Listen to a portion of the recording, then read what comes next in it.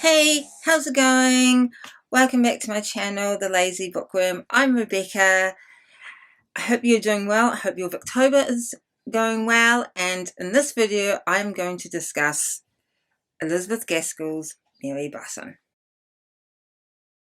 I did not plan on reading Mary Barton for Victober. If you see my Victober TBR, which I'll put a card for somewhere up here, I did not have this on my TBR. I did not think I would read it. The only reason why I have read it is because I got this book from my local library and I got it at the same time as The Mayor of Casterbridge, which was the group read.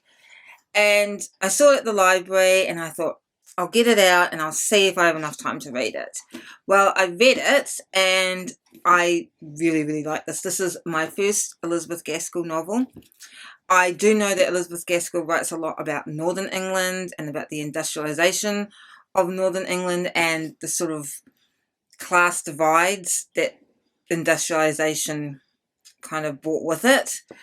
But apart from that, I don't know much about Elizabeth Gaskell, and I didn't really know much about Mary Barton, except it was a coming-of-age story. It chronicles her from when she was a young child to when she was a sort of young woman. It also looks at the different people around her, in particular her father, and two men who come into her life, Jem Wilson and Harry Carson. Deals a lot with the class divide between the owners of the mill, the Carson family, and the workers, like the Bartons.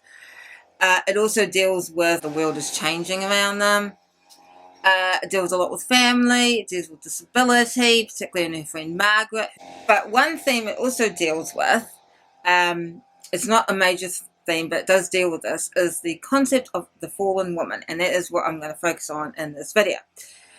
Mary Barton deals with the concept of the fallen woman through her aunt Esther, who essentially becomes a fallen woman. She's not a main character, she's a supporting character, but she is important because she raises concerns about Mary Barton following in her footsteps,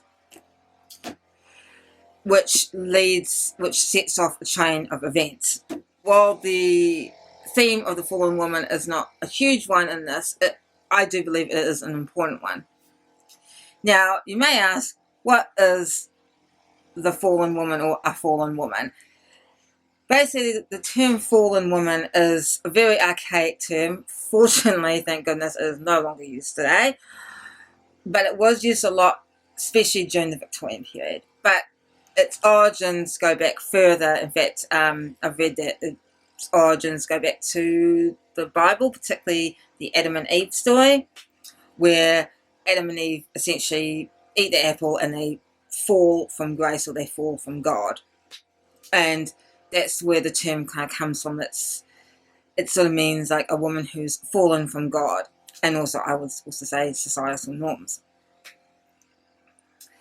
And the term fallen woman basically means any woman who has sexual or intimate knowledge of a man who is not her husband.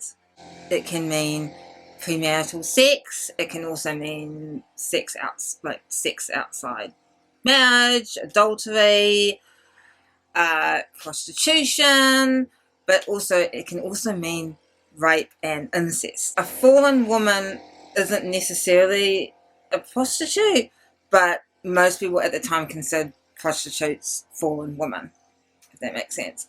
And in Mary Barton, it's not quite clear whether Esther has become what we would consider a prostitute or not. It has at the end one of the characters saying that, they discovered her walking the streets, which a lot of people would consider to mean that she was prostituting, but it also could mean that she was homeless. And the issue of the fallen woman was a big deal in Victorian society. It was a big deal because woman and woman's sexuality was very constrained.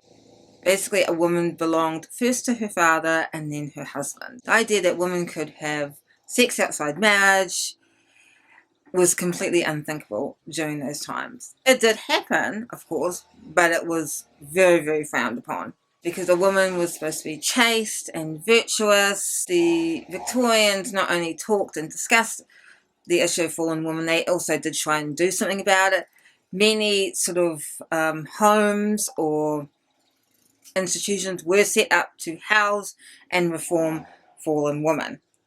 One of them actually was set up by none other than Charles Dickens, and it was called Urania Cottage, and he set it up in 1847. It says here that the cottage provided food, shelter, and a detailed daily routine for the residents. Residents learned to read and write, worked in the garden, completed all household tasks, including needlework, attended singing lessons, and cooked food for the local poor relief. I read that it was actually reasonably decent compared to some other institutions for fallen women. Even the Prime Minister, William Gladstone, did work to help fallen women. So it was quite an issue and concern during the Victorian period. And as it was such an issue and concern, it was also highlighted in the arts, particularly literature. Mary Barton touches on it, but also Elizabeth Gaskell wrote about the concept of the fallen woman in her novel Ruth, which I'm hoping to read soon. Another example in literature is Tess of the D'Urbervilles by Thomas Hardy, where Tess is, I haven't read Tess, but where Tess, I think she is, I'd say raped maybe by, or at least has sex, perhaps not with her full consent, and therefore after that becomes a fallen woman. Another writer who dealt with this, who wasn't a Victorian novelist, but he wrote during the 19th century, was actually Leo Tolstoy, who wrote about the idea of fallen woman in his last novel, Resurrection. The main character of the Resurrection is about this man who finds out that his former lover, whom he sort of ruined, is on trial for murder, and it all leads on from there. It was just really interesting to find out about the concept of fallen woman. So that is my review of Mary Barton, and I will see you next time with another Victober video.